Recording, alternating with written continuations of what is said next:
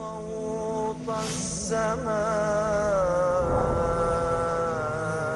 جاء المسيح جاء المسيح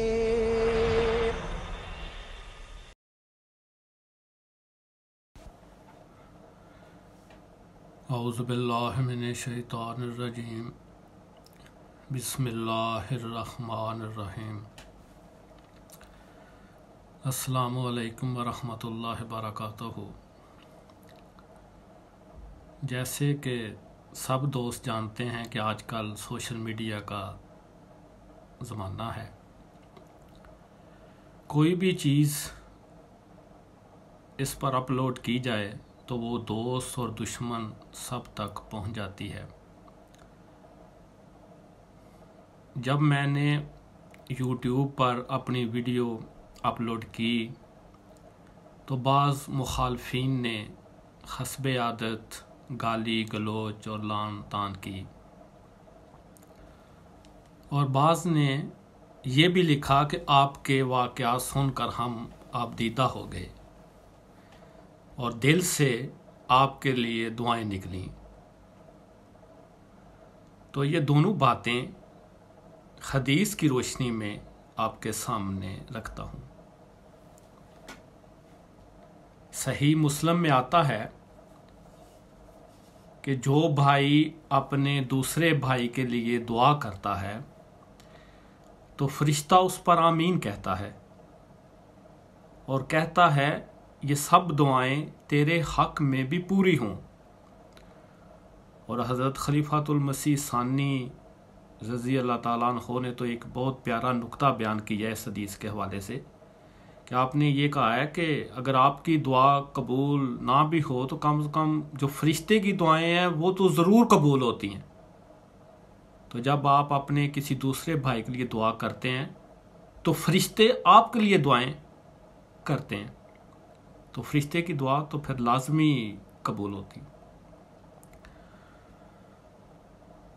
और जो लोग गाली गलोच करते हैं या लानत भेजते हैं उनके मुतल्लिक भी मुस्लिम की ही हदीस है कि क़यामत के दिन गाली देने वाले के सब नेक अमाल उसके मजलूम भाई को दे दिए जाएंगे जिसको गाली दी गई। और फिर बुखारी शरीफ की हदीस में गाली देने वाले को फासिक और मुनाफिक कहा गया है। और मैंने तो उनकी गालियों के जवाब में सलाम के बाद कुरान की आयत के मुताबिक यही कहा है कि कुल हातु बुरहानकुम इन कुंतुम सादिकीन, कि अगर सच्चे हो तो दलील लाओ। मेरी वीडियो के एक कमेंट्स में एक ऐसा कमेंट्स भी था जिसने मेरे इल्म में भी इजाफा किया है, वो भी आपसे शेयर करता हूँ। मैंने पहली वीडियो में मौलवी ग़ुलाम दस्तगीर कसूरी के मुबाहले का जिक्र किया था। उस पर एक दोस्त ने बड़ी तफसील के साथ एक कमेंट लिखा। वो सारा तो मैं नहीं बयान करता, आप जो मेरा पार्ट 1 है उसकी वीडियो में वो कमेंट देख सकते हैं, लेकिन उसका ख़ुलासा मैं यहाँ बयान कर देता हूँ। वो कहते हैं कि मेरे वालिद साहब के पास एक पीर साहब आए और कहते हैं कि ये कब्र मौलवी ग़ुलाम दस्तगीर कसूरी की है जो हमारे दादाजी का मुरीद था और इसका मिर्ज़ा साहब के साथ मुबाहला हुआ था और वो फौत हो गया था और अब इसकी नस्ल ख़त्म हो चुकी है और इसकी कब्र पर आने वाला कोई भी नहीं है। और फिर वो दोस्त कहते हैं कि ये फिर सारा वाक़या मेरे वालिद साहब ने तरीक़े अहमदियत में भी लिखवा दिया था। अब है मुखालफीन अहमदियत क्या ये बात मिर्ज़ा साहब की सच्चाई पर दलील नहीं है कि आप अलैहिस्सलाम की मुबारक नस्ल तो आज भी कायम है और हज़रत सल्लल्लाहु अलैहि वसल्लम की खिलाफत की पेशगोई के मुताबिक आपकी ही मुबारक नस्ल से आज भी खुदा का प्यारा खलीफा मौजूद है और आज भी हज़रत मसीह मौद अलैहिस्सलातु वस्सलाम के मज़ार अक़दस पर लोग जोग दर जोग हाज़री देते हैं। आपकी रूह को हज़रत सल्लल्लाहु अलैहि वसल्लम का सलाम पहुँचाते हैं और ये सलाम पहुँचाते हुए उनकी आंखें भीग जाती हैं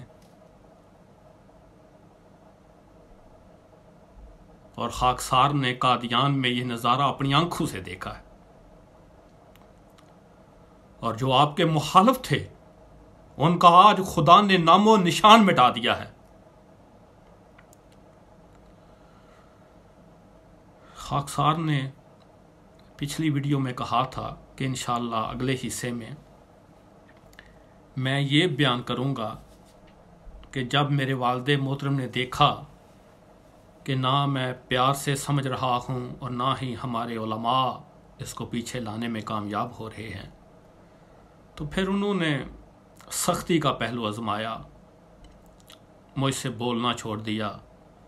मेरी आदत थी कि मुझे जितनी भी माहाना इनकम मिलती थी मैं वालिद मोहतरम को दे देता था। जब उन्होंने मुझसे बोलना छोड़ दिया तो जब उस महीने की मुझे सैलरी मिली और मैंने वालिद साहब को बुलाकर दी तो उन्होंने यह कहकर कि जब तुम ही मेरे नहीं रहे, तुमने मेरी बात नहीं मानी, अहमदियत नहीं छोड़ी, तो मुझे तुम्हारे पैसों की कोई ज़रूरत नहीं। और वो पैसे मेरे मुंह पर मार दिए। ये लम्हा मेरे लिए इंतहाई तकलीफ का लम्हा था और हर फरमा बरदार औलाद के लिए ऐसे लम्हात इंतहाई अज़ियत दे होते हैं।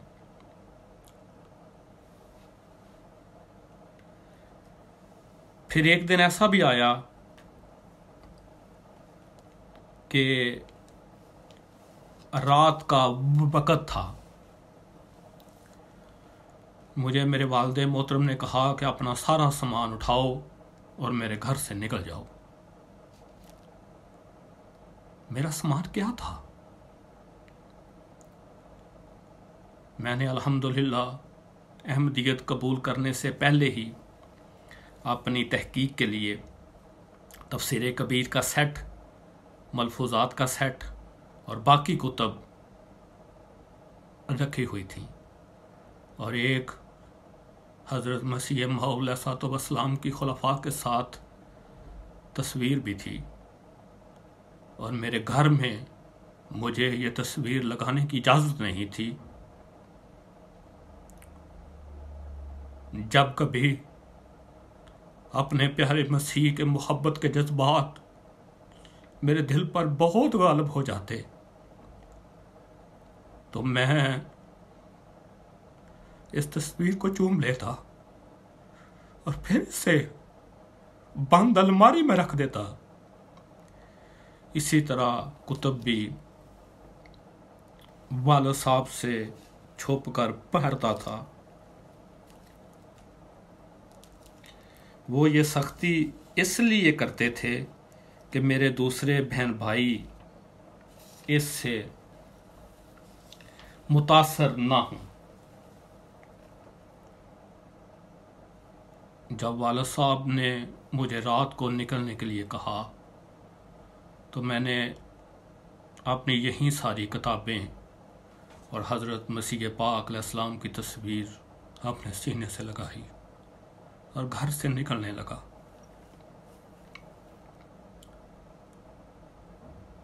वो लम्हा आज भी याद करके मैं जज्बाती हो रहा हूँ। मेरे बहन भाई जो मुझसे छोटे थे मेरे साथ रोते हुए लिपट गए और मुझे कहा, भाईजान आप अहमदियत छोड़ दें और हमें छोड़ कर ना जाएं।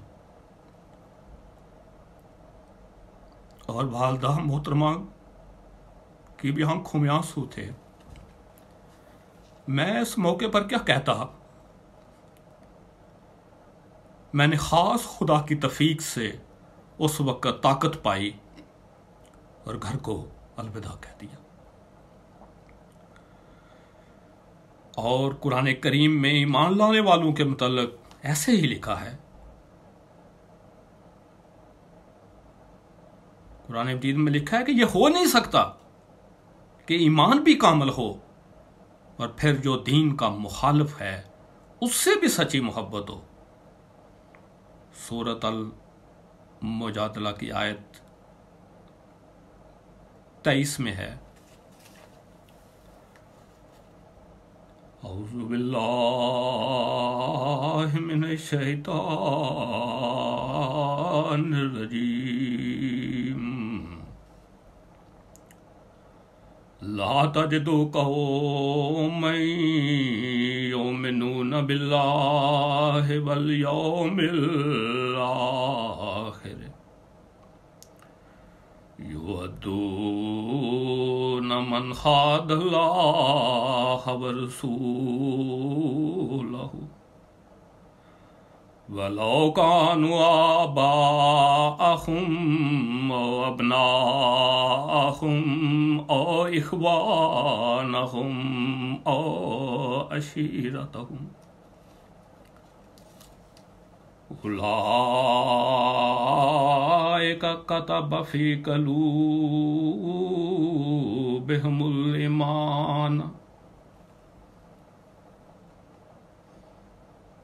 उलाइका कतब फी कलूबिहिमुल ईमान व अय्यदहुम बिरूहिम मिन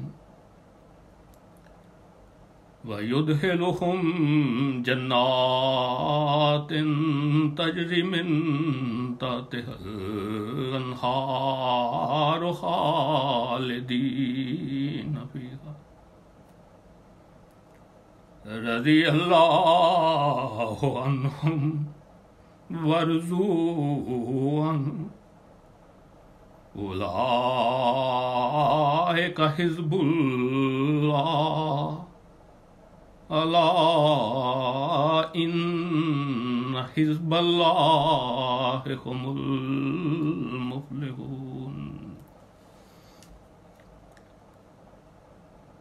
ये जो आयत मैंने आपके सामने तिलावत की है इसका तर्जुमा ये है, तो ऐसी कौम ना पाएगा जो अल्लाह और यौम आखिर पर भी ईमान लाती हो और अल्लाह और उसके रसूल की शदीद मुखालफत करने वाले से भी मोहब्बत रखती हो, खा ऐसे लोग उनके बाप हों या बेटे हों या भाई हों या उनके ख़ानदान में से हों।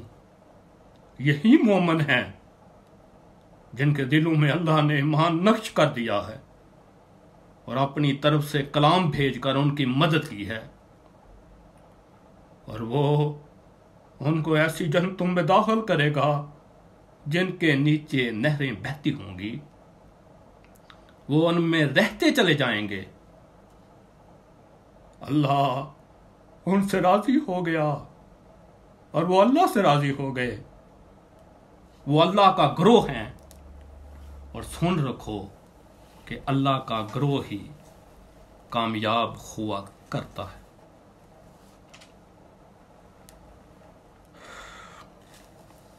मैं बता रहा था कि जब वालिद साहब ने मुझे निकाला घर से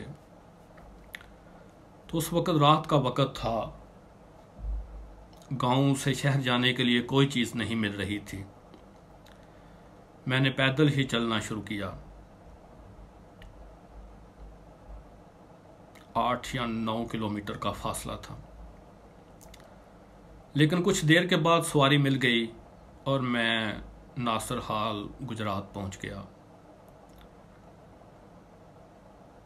जब अमीर साहब से मुलाकात हुई तो उन्होंने मुझे कहा कि दरअसल तू मेरा बेटा है, मैं तेरा सारा खर्च उठाऊंगा,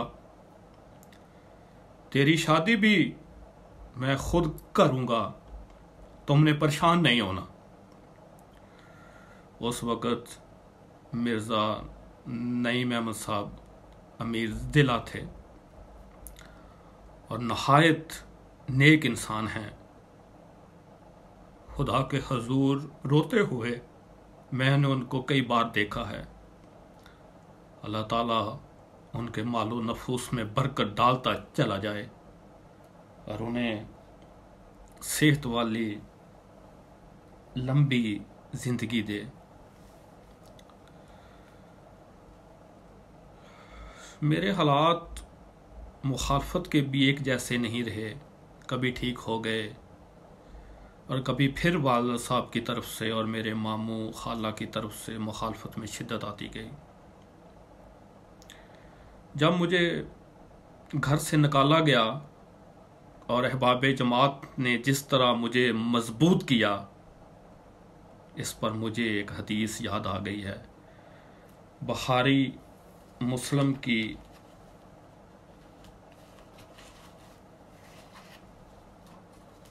मुतफिक एक हदीस है कि एक मुसलमान का दूसरे मुसलमान से तल्लक एक मजबूत अमारत सा का है। एक हिस्सा दूसरे को मजबूत करता है।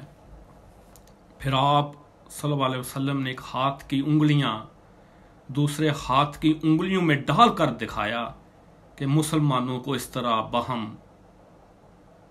वाबस्ता और बेबस्ता होना चाहिए। अल्हम्दुलिल्लाह, अल्लाह माशाअल्लाह, हम ये नज़ारा आज जमात अहमदिया में देख सकते हैं।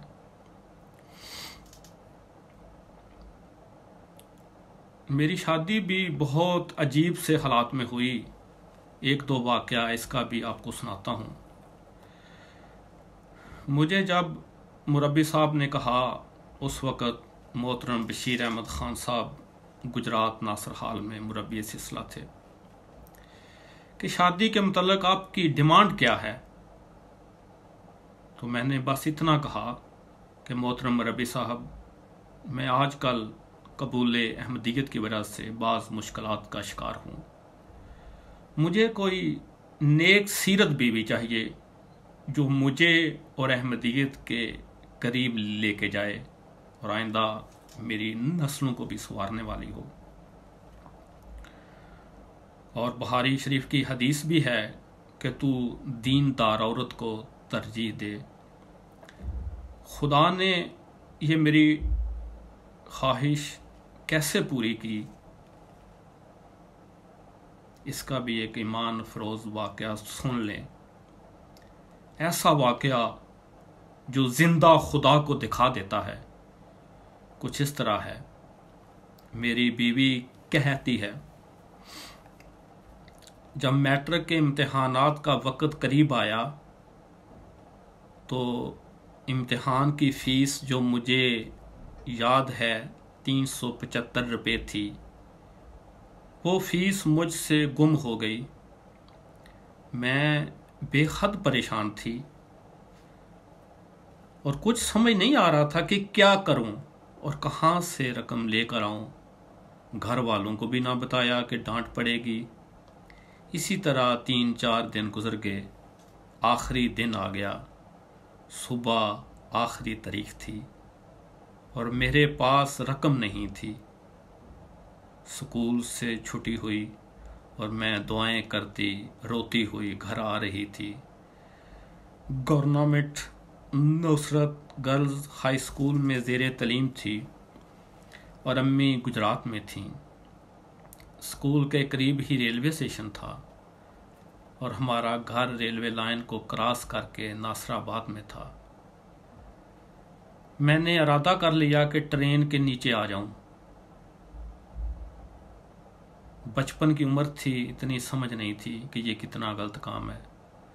साथ साथ अल्लाह से ज़ोर ज़ोर से दुआएं भी करती जा रही थी। जब ट्रेन आई जिसका रब्वा में स्टॉप नहीं था, मैं उसकी आवाज़ से खौफज़दा हो गई और ट्रेन के शोर में पूरी आवाज़ के साथ खुदा ताला को पुकारा। इतने में चलती ट्रेन से एक आदमी निकला। आदमी क्या था, एक फरिश्ता था। उसने जोर से कोई चीज फेंकी जो मेरे कदमों में आ गिरी। सफेद कागज में कुछ लिपटा हुआ था। मैं झुकी और इस कागज को उठा लिया। खोला तो क्या देखती हूं कि पूरे 375 रुपए निकले। ट्रेन मेरी नजरों से ओझल हो गई और मेरा तल्लक मेरे खुदा से और मजबूत हो गया। ये वाकया गैर अहमदों के लिए तो अजीब होगा कि क्या आज भी ऐसा जिंदा खुदा मौजूद है, लेकिन जो अहमदी हैं खुदा के फजल से और जिन्होंने जमात अहमदिया का लिटरेचर मतालिया किया है, उनको ऐसे हजारों वाकयात उनकी आंखों के सामने आगे होंगे। फिर मेरे मुतालिक भी खुदा ने मेरी बीवी को दिखा दिया था। ये 1996 या 97 में उन्होंने ख्वाब में देखा कि हजूर का ख़त आया है, इसमें मेरी तस्वीर है और लिखा है कि आपकी शादी ताहिर अहमद से करार पाई है। ये ख्वाब 96 या 97 की है और मेरी बैत 1999 की। मेरी बैत से पहले खुदा ने दिखा दिया कि ये शख्स अहमद के हाथ पर पाक होगा, या इससे ये भी मुराद हो सकती है कि ये शख्स, क्योंकि ये 97 की बात है, 96 की, ये शख्स हज़रत खलीफातुल मसीह राबे रहमुल्लाह के दौर में बैत की तौफीक पाएगा।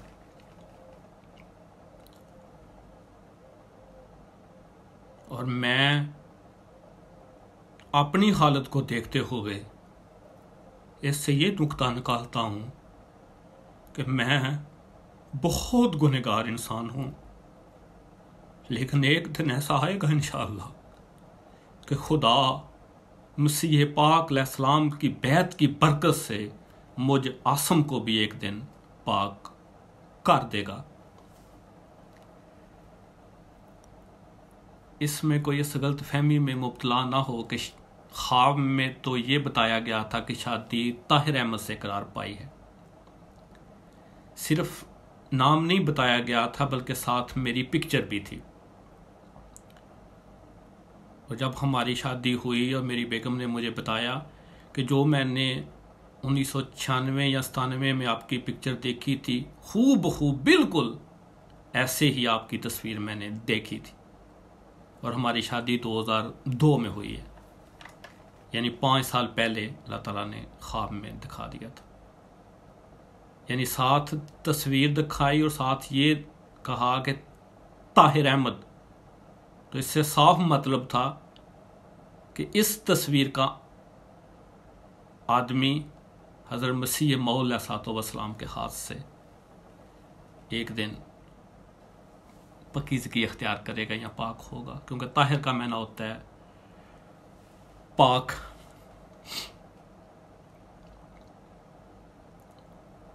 शादी की बात हो रही थी,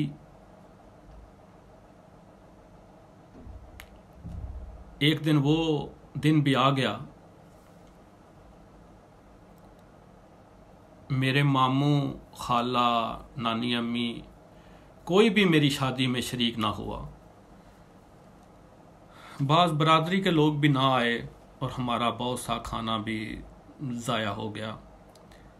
लेकिन शुक्र अल्हम्दुलिल्लाह मेरे वालिदैन ने मेरी शादी में शमूलियत अख्तियार की थी और हमारे घर के साथ ही मेरी फुफ्फो का भी घर था। हम उनको मनाने भी गए क्योंकि हमें पता चल गया था कि वो शादी पे वो नहीं आ रहे। तो वो बिल्कुल हमारे हमसाए भी थे, हमसायों का हक भी होता है और फिर रिश्तेदारी भी थी। तो हमने सोचा कि उनको मना लेते हैं।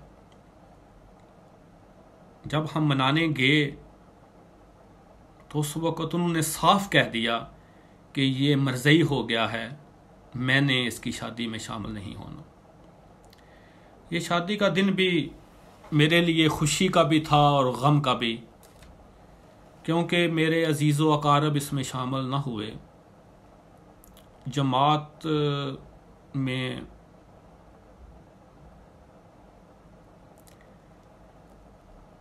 किस तरह आपस में अखुव्वत और मुहब्बत है और भाईचारे की फ़ज़ा है और गैर इसको कैसे देखते हैं, इसका एक वाक़या भी मेरे ज़हन में आ रहा है, वो भी आपके साथ शेयर करता हूँ। 2006 में मेरा एक्सीडेंट हो गया था। बहुत शदीद एक्सीडेंट था। मेरी दोनों टांगें टूट गई थीं। मुखालफों ने कहना शुरू कर दिया कि ये मरज़ई हो गया था, इसलिए खुदा ने सज़ा दी है। और मैं कहता हूँ कि अहमदियत की वजह से खुदा ने मुझे बचा लिया और ज़िंदा रखा।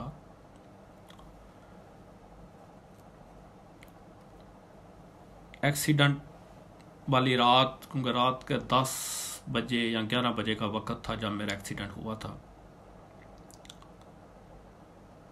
और जब मुझे गुजरात हस्पताल लेके गए तो गुजरात की तकरीबन सारी जमात हस्पताल पहुंच चुकी थी और खुदाम खून दे रहे थे, क्योंकि खून बहुत बह चुका था। लेकिन हस्पताल की इंतज़ामिया ने कहा कि ये केस हमारे बस से बाहर है, इसे लाहौर ले जाएं। जब मुझे एम्बुलेंस में लटाया गया तो मुझे सिर्फ इतनी बात याद है कि अमीर साहब ने कहा दुआ कर लें। और मैंने फिर लोगों की चीखें सुनी हैं जो आज भी मुझे याद हैं, जो मेरी जिंदगी के लिए रो रहे थे, और उनमें से कोई भी मेरा ज़ख़री खून नहीं था। ये है वो जमात जो हज़रत इमाम ज़मान अलैहिस्सलाम ने पैदा कर दी है। और ऐसे ही मोमिनों के मुतल्लिक़ सही मुस्लिम की हदीस है कि मुसलमान एक जिस्म वाहिद की तरह है। अगर उसकी आंख दुखे तो उसका सारा जिस्म दुख महसूस करता है। फिर जब मुझे लाहौर ले गए तो वहाँ की जमात ने भी रूह परवर नज़ारा दिखाया। मेरे वालिद मोहतरम को फ़ोन आते हस्पताल में कि अंकल खून की ज़रूरत तो नहीं है, हम हर वक्त हाजिर हैं, आपकी एक कॉल के मुंतज़िर। ये वो लाहौर की जमात थी जिनको मैं नहीं जानता था और ना वो मुझे जानते थे। मैं सिर्फ उनका एक गुनहगार अहमदी भाई था। लाहौर की जमात का इस तरह हस्पताल में आना और आकर खून देना मेरे अजीज़ व अकारब को जो हस्पताल में आए और मेरे वालिद मोहतरम को हैरान कर गया कि आज खित्ता ज़मीन पर कोई ऐसी जमात भी है जो बग़ैर वाकफियत के भी अपने खूनों के नजराने दे रही है। और उन्होंने फिर बरमला इसका इज़हार भी किया कि हमने ऐसी जमात पहले कभी नहीं देखी। वक्त बहुत हो गया है, इसी पर इक्तफा करता हूँ। एक सवाल जो हर ईमान लाने वाले से पूछा जाता है कि इस ईमान ने तुम्हें क्या दिया, इसका जवाब इंशाअल्लाह अगली वीडियो में कि अहमदियत ने मुझे क्या दिया मैं ज़रूर इंशाअल्लाह आपके सामने वो वाक़यात भी रखूँगा कि अहमदियत ने मुझे क्या दिया। सुबहान अल्लाह व बिहम्दिही सुबहान अल्लाहिल अज़ीम। अल्लाहुम्मा सल्लि अला मुहम्मदिन व अला अब्दिहिल मसीहिल मऊद व महदी मऊद अहमद। अस्सलामु अलैकुम व रहमतुल्लाहि व बरकातुहू।